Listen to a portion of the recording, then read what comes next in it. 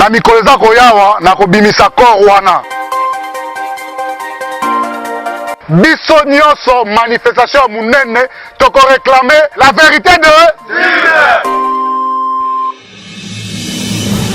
FCC na UDPS baza mutu moko. Hippolyte Kanambele Sukutu Kabila aza na souci Sena ezonga na maboko ya Tambwe Mwamba po basere Félix Tshisekedi sentir po craquer. Une partie ezali basoda ya bana mura basédukize etant que bacivile. Félix asala eloko moko te avandaka na ye na barestaurant ya Bruxelles aliaka bantaba na ye na bokasanga na ye. Mais après lundi, biso nyonso manifestation munene toko réclamer la vérité de toko zonga na preuve matérielle na cour constitution.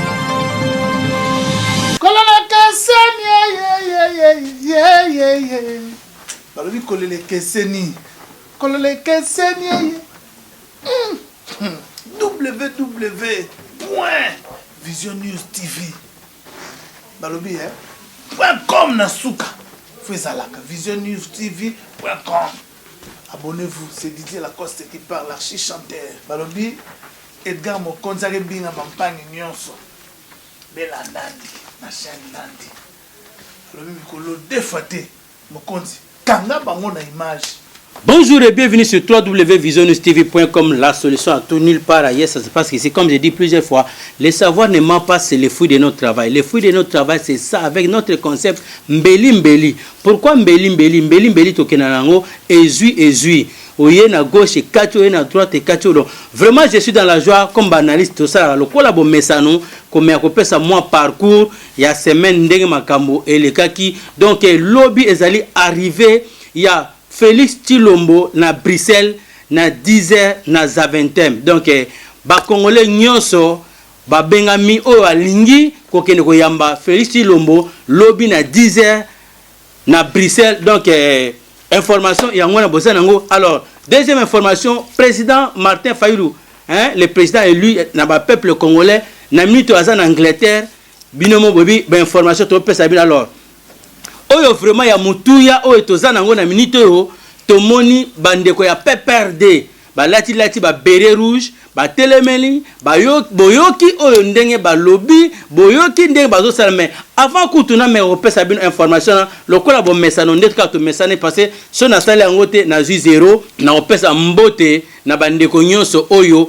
bazo sala fierté ya Vision News to bani kuna na bandunu to sana ntsama to sana nkara to sana due to sana kwilu to sana idiofa na pesi bino mbote. Pourquoi na pesi bino mbote? Parce que boyebi ke na suka nango na o kata bino mbeli bandeko idiofa bola ba tentende na yebisa bino zongeli yango balobaki na senga bolimisi na senga bolimisi Docteur José na Angleterre limisanga na senga bolimisi parce que batebele balobi na senga bolimisi parce que obe minaku aza mutabandu na idiofa asali bambule bele na PPRD na moni ata ni université ni hôpital ata morgue pa na idiofa bozana ngote vient na biso ki mbuta mutabandundu ni morgue ni université ni nini to monité matungulu balobi matungulu to banolambela ngo susute kaka toujours batabandundu to monelo te boyo sa biso soni na pesi mbote na bandeko na biso ya funda beya musa inchampere bulungu idiofa bino bata idiofa donc ma wa plein. Alors tango gomina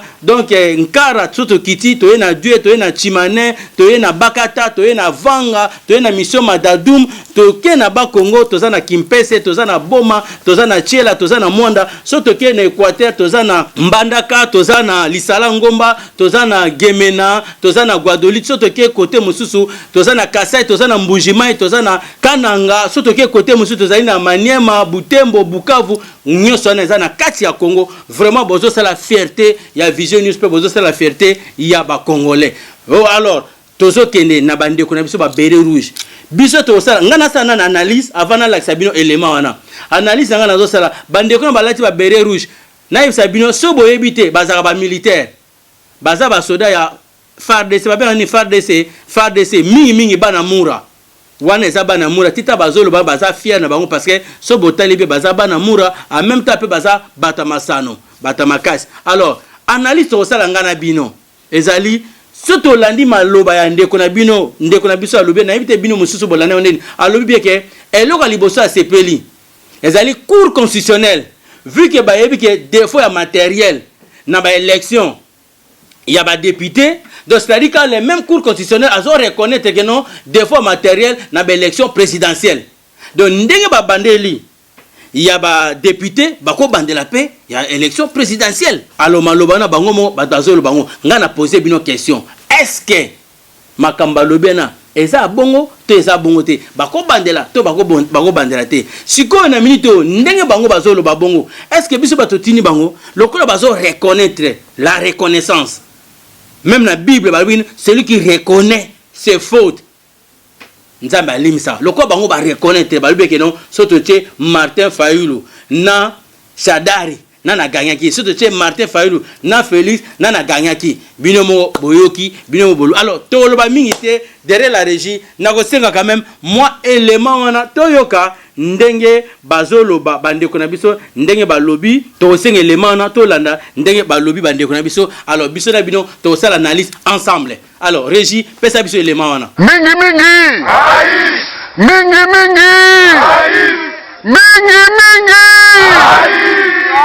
toyoki batu moko boye baza koloba mabe bakofinga rais esepeli sibino babiba mabi petit moko boye ya moke aza bakotinda ya finga rais esepeli sibino yango nalingi nayebisa peti wana keba moto oza komeka na ye moto apesi président na yo bokonzi keba tuna président de la république moto wana aza nani keba na kobandela makambo mbala mibale te nayebi so susu keba mingi cour constitutionnelle soki abimisi arrêt ezalaka définitive oyebi yango te mais eza na loi moko eloba soki erreur matériel moko eglisaki cour aza na droit ya korevenir na arrêt na ye bocomprendre tina kendaki kosoutenir badaniel safu ayaki mpona kouvrir la boîte au Pandore erreur matérielle cour à reconnaître ezalaki na erreur matérielle a réhabilité bango to a réhabilité bango te a réhabilité bango to a réhabilité bango te donc mukoko keba petit keba soko continuer oyo eza premier avertissement ndenge wana te tokokotisa erreur matérielle cour a jugé soki yo Shadari na Fayulu na gagné erreur matérielle naza na ba preuve na Raïs touche pas na méchant po kopo yo tozwaki yango na makila na ndenga blague te tant to pesi bilango na pété toza ba yuma te toza ba momi na bino te na niveau mayele pe bokomi na mayele na biso te to leki bino pe na mayele muso bokanise to senga bino charité eza charité te eza charité te eza ba corps o bo signaki to signaki na mikolo eza koyawa na kobimisa corps wana accord FCC cash bozela bomona na kobimisa ngo eza ndengo na te bokomona makambo nini ekomamaki na kati respect des accords lokola bomesana na bino korespecte baccord te bokanisaki ke biso toyebi te toyebi trop c'est trop d'ailleurs coalition nga mpe na lingi yango su te bobebisi déjà na moi tokende kaka na cohabitation tosala gouvernement na FCC bino mpe bogarde présidence na bino to bengani bino kaka tosali gouvernement na FCC mpo toa na majorité na baassemblée nyonso ya ndenge wana te bazolinga bayebisa bato ke dans un an gouvernement obima te ti dans un an badissoudre assemblée nationale dissoudre so oza bobali si vous êtes garçon là dissoudre mais boyeba ke constitution wana so botangi yango bien te tokotangisa bino yango acte liboso wana manifestation ya munene fo tosala lundi 22 biso nyonso tokomarche kobanda échanger alimete tina palais du peuple pokop na bango ezali ke petio na mukoko na babwamba wewa na yeba basala mobulu po élection ya bureau séné salama te botia nde candidat na bino totala soki boza na majorité candidat na biso ako gagner élection na Sénat le 22 biso nyonso wapi palais du peuple le 22 biso nyonso wapi autorisation si tozwaki yango banda le 12 si tozwaki autorisation yo yaka oyako déranger élection bamoto etika ya biso tozela bino napesa de moto tokosatisfaire bino lokola bino bolingi mokili mama na makasi tokosatisfaire bino lokola bokanisi bakamwana sampo babomana epai na bino baleki biso na koyeba bageste wana tokosatisfaire bino tokozela bino lundi. Mais après lundi biso nyonso manifestation ya monene tokoréclame la vérité de tokozonga na preuve matérielle na cour constitutionnelle toza nango maboko mpona rais nabengisi bakabiliste nyonso na ya FCC na bazalaka na FCC te na basalaka politiki te biso nyonso na mikolo eza koya na kobenga bino tokosala marsha monene mpona kosenga rupture entre biso na cash ndenge wana te FCC na cash libala abu abu tolingi yango su te biso na bino orange coalition wana toboyi yango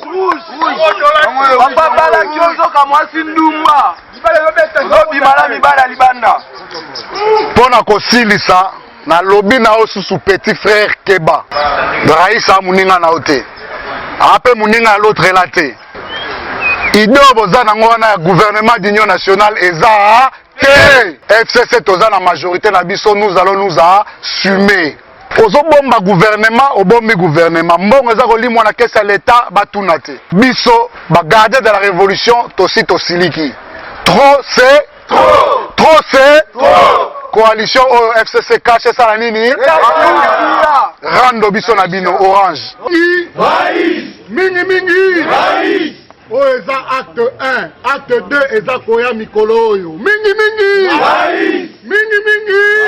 maboko mpona rais.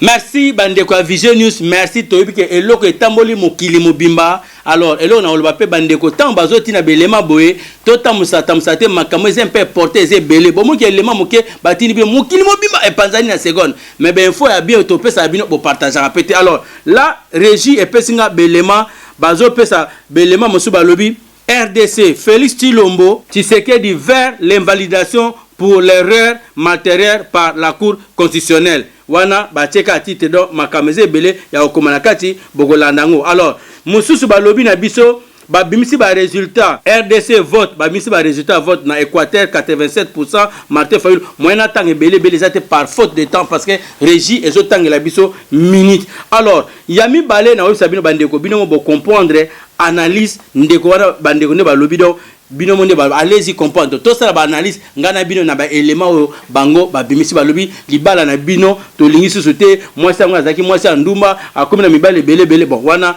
etali biso to intervenir trop te na kati wana parce que c'est pas important bino mo bon combat. Alors maintenant nazo pesa bino élément oyo za très capital par rapport ya makambo ya génocide ba génocide oyo ezoleka na Congo na minito batelemeli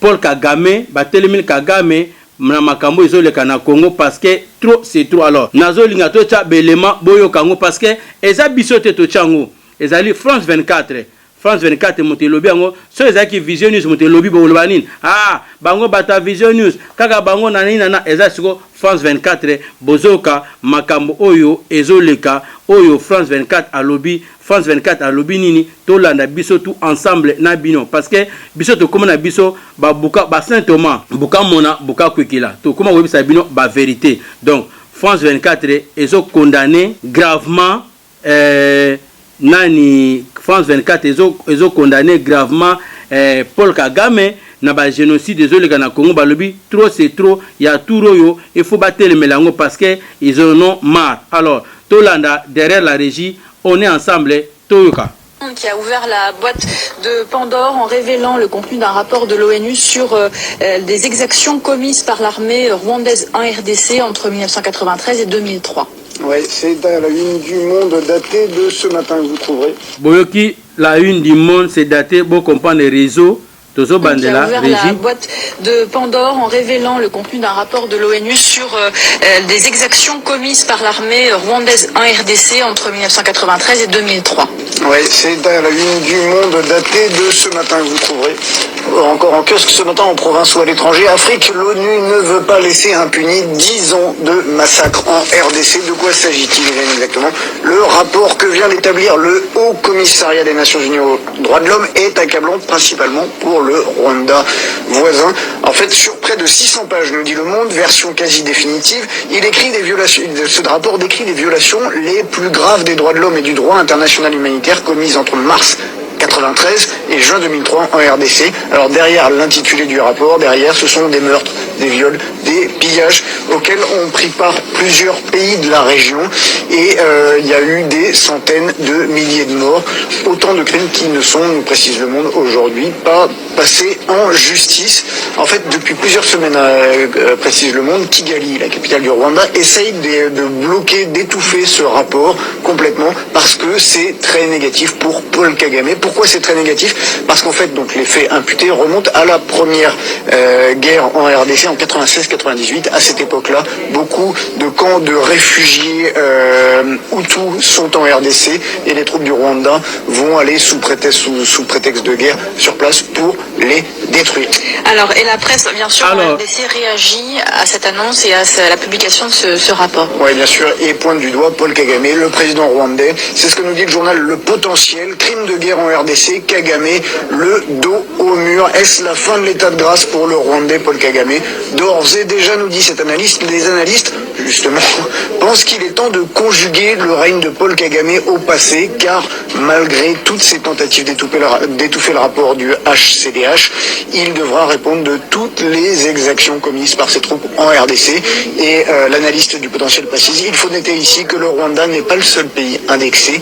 L'Ouganda, l'Angola, le Burundi, entre autres, sont cités et des faits précis sont expressément mis à leur charge. Voilà, merci Bandeko. J'espère que Boyo Kiwaneza France 24, Motalobi, Makamwana, Ezanango, Vision News T. Balianga noté, CNTV T, Toronto, Inoté, Ezali, France 24. So Ezali qui biso, non, Bango Badazolo, Bazoko, c'est la biso, Bomoni, Babi, que non, rien à Paul Kagame, Ezo Kerenasuka par rapport à Makamba Congo. La preuve année, à Kosi Kokanga, ba frontière. Pour non, Ebola, et Koti Kuna, Nyoso Neza Lukuta, à Kangi, ba frontière, parce que Bitumba, Eza Makasi.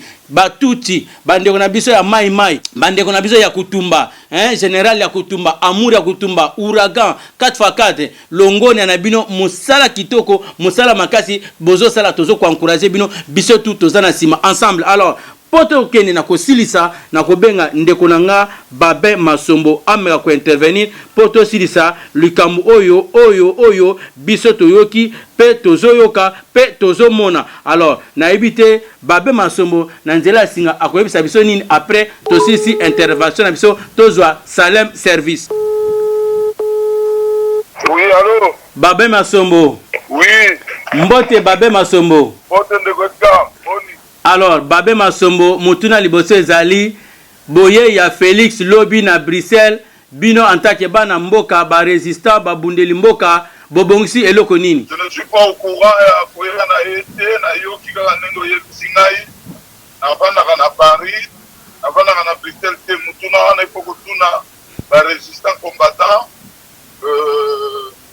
ya ba kote kuna, soki bazo s'organiser, ndenge nini, naza que na prise d'information que bazo ko s'organiser bazo kaba mo ba 50 € na batu na ba t-shirt na mo ba polo que ba service na biso renseignement ya Bruxelles ba uti ko benga sikoyo abayo benga nazaki au courant que akokoma mais akosenga ndena bandeko ya Bruxelles ba meka ko s'organiser ba meka ko manifester contre merci Babe Masombo tomoni bana mura ponga na ben baomba na mura marge balubi azabata PPRD bana mura tomoni babimi na ba tricot ya rouge balobi na fils Mukoko pe balobi na FCC balobi na Kanan na Félix Ilombo libala fait kufa lundi bazana marche Babe Masombo balobi que non vu que cour constitutionnelle lobby que ça qui problème technique ya machine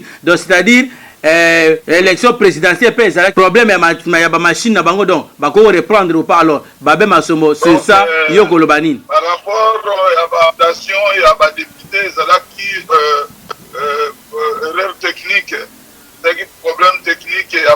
ya CENI. Yango bango ba revendiquer lisusu que non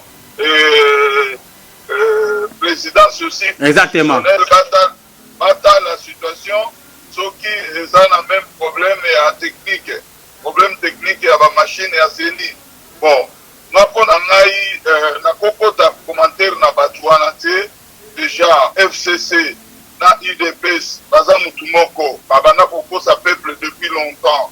C'est pour vous dire qu'il y a une révélation surtout, il faut vendre, expliquer bien à peuple comment tu vas comment il a dû. Et c'est là qui dit solo moko, et c'est là qui pendant kala. Parce que les gens doivent comprendre, la preuve est là qui est belé, de manière que le peuple congolais, on va comprendre du côté.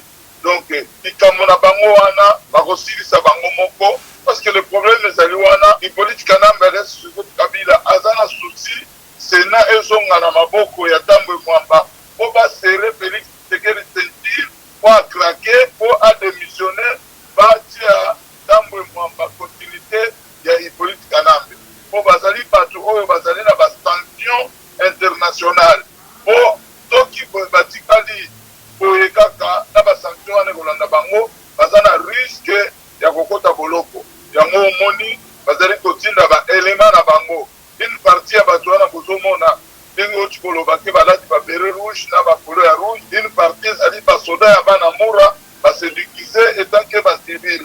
Ici, toujours qu'il est malade, bien. Très très bien. Voilà.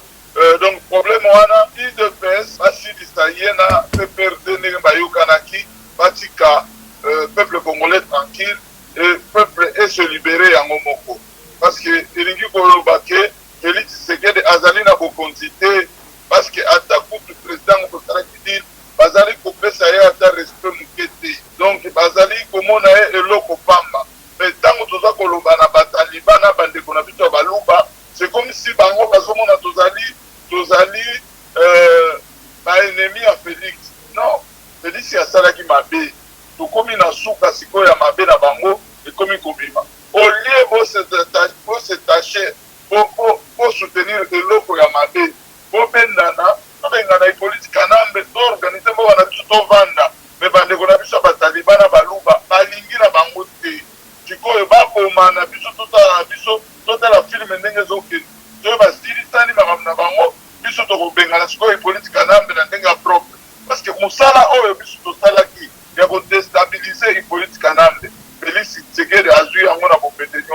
Il n'a rien fait pour tenir sur Ayebi que Félix Sassala et Loro Morote avant d'aller dans un restaurant à Bruxelles, aller à Batabanae, à Batabanae. Mais Bisso Bato, tout ça, il faut souffrir, pour déstabiliser le régime Wana, de l'eau, Mathieu Bito Pembeni, pour la Lokoso. Dans Wana, Tikaba Bomana. Il va au Bomana, il va au Bomana, il va au Bomana, na matériel, na malobati, Ingeta Neonangai.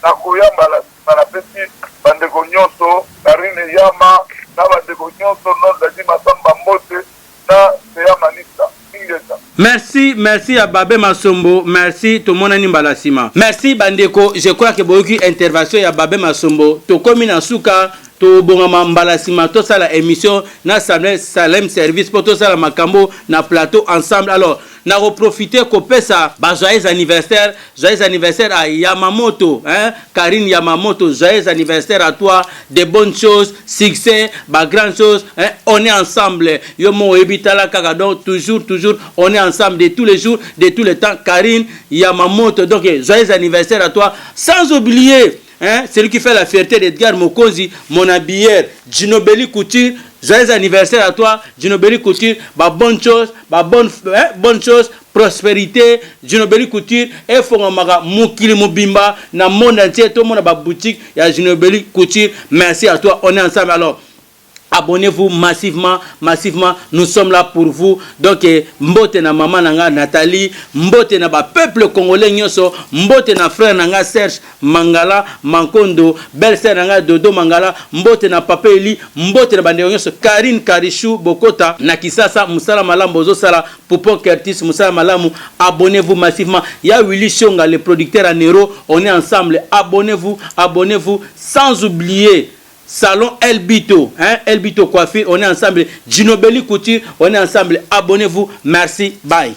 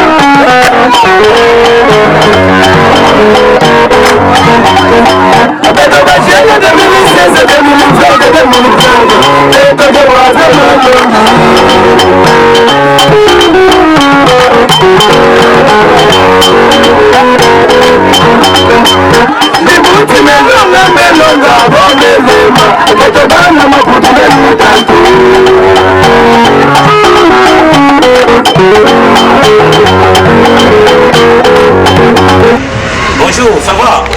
Ça se passe bien? Ah, mais je cherche le 107 chez Nico. Hein. Ah, c'est à côté?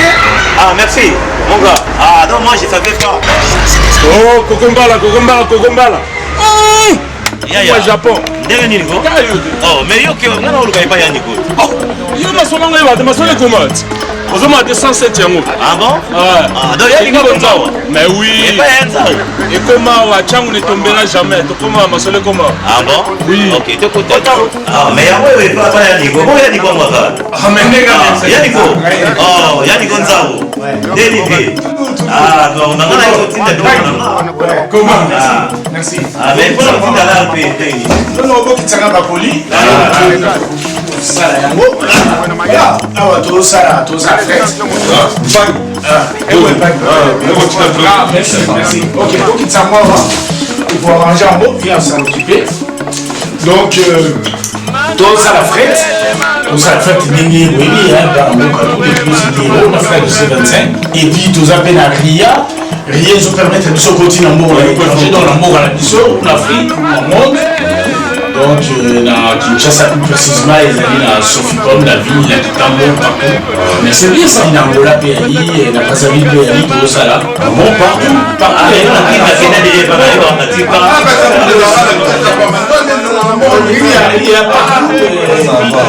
C'est bon. Mais alors, tu as un fou qui fait. Mais tu m'en fait bien.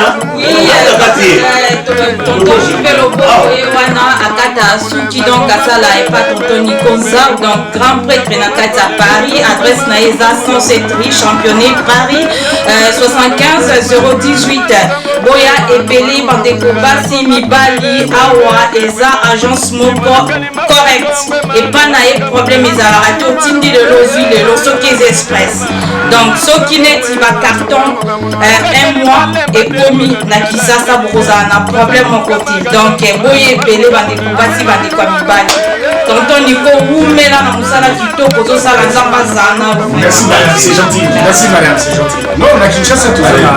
Nous, il y a 39, Mama Tomé. Nanjini Nansama, Nanjini Baïkoli Nansama. Tous appellent à quartier 1, tous appellent à Massine à Liberté. Voilà, tous appellent à Kitambo. Voilà, tout ça, de façon que nous, ça c'est là, tous appellent correct, bien carré. J'y vais faire côté, j'y vais le beaucoup. Les grands frères. Les gars s'appellent nous doit nous contacter là, c'est simple. Nous avons 06 05 72 79 03. Et puis les téléphones fixes, il y a Moussala, il y a 01 42 52 06 00. Si vous nous contactez par mail, par boîte électronique, tout ça, Nazali na ndombasi maria@yahoo.fr. On a ça les tout ça là, vous savez. Donc, au salaire, les kilos 10 euros, frais de c'est 25 euros. Les collets express, c'est 20 euros. Portable, ils en ont 20 euros, 25 euros. Ordinateur, ils en ont 50 euros. Voilà, hein, tu vas les disposer, tu vas vendre le va service, tout. Et...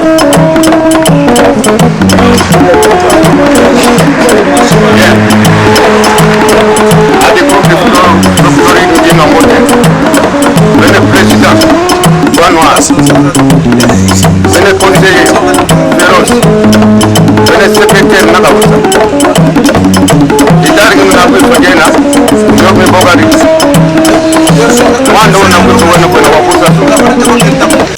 Bana Paris, Bana Mokil Mobimba, là on est chez Gino Belli Couture. Gino Belli Couture au Boyogana Sango, dans la place de Paris, place de la République, entre République et Strasbourg-Saint-Denis. Bana Mokil Mobimba, Sobolingo Lata Kitoko, Foboyaga chez Gino Belli Couture. Gino Belli Couture, nulle part ailleurs.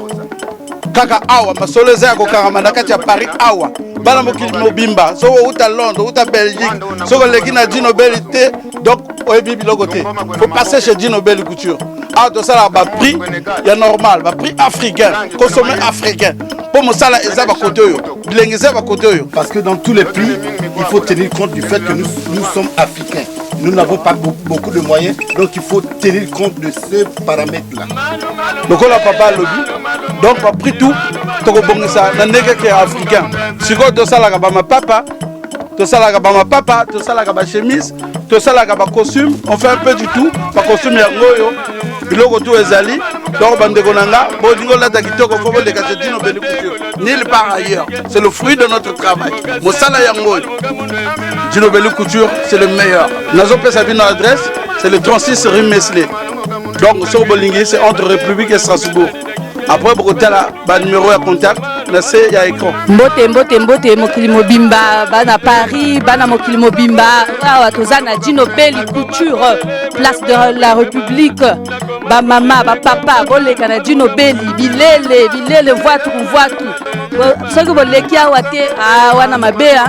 Vacances ezoya badiatons na kati ya kim na kati ya Afrique mobimba boya Gino Belli Couture ba mama pe boya ba robe soirée yali sur mesure ba robe de mariage boleka Gino Belli aleki ndeli kolo bon ba playboy ba bansoni tate la ba playboy ba bansoni affaire benebeni zalta mona croisé quand tout ça donc ça peut nous mouiller en fait quand loin d'ande quand chakuma momuta ko côté malala ko amemuna affaire de jeunes za mo Gino Belli Couture affaire zalta mona c'est beau ça peut nous mouiller na besoin de la ça peut nous mouiller ko côté mo kaka vraiment c'est une seule adresse là on vient de vous dire que nous sommes dans la rue Mélé numéro 36 donc c'est là vraiment vous allez venir.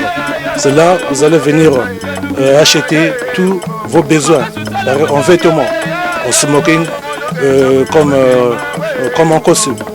Merci, je vous aime. Là, je suis en billet en Gino Belli, rayon de tennis, comme vous le dites vous-même.